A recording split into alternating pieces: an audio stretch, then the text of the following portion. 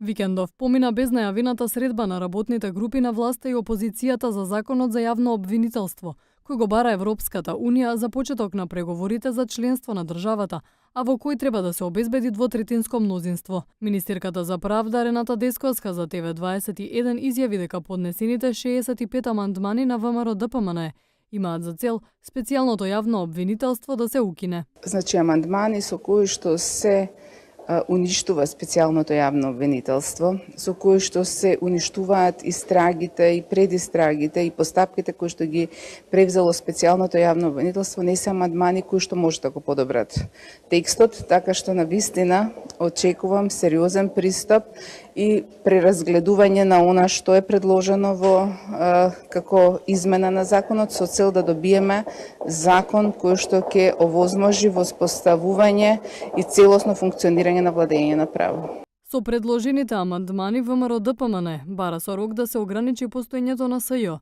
бара и државниот обвинител да е од редовите на најголемата опозицијска партија. Оттаму велат дека ова е време на внатрепартиски договори.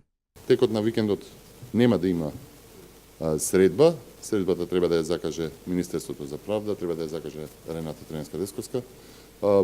Колку што знам, оставен е период за внатрепартиски консултации, по кој што ќе следува нова средба на работните групи. Според вице-премиерот за европски прашања Бујар Османи, има простор за договор меѓу власта и опозицијата.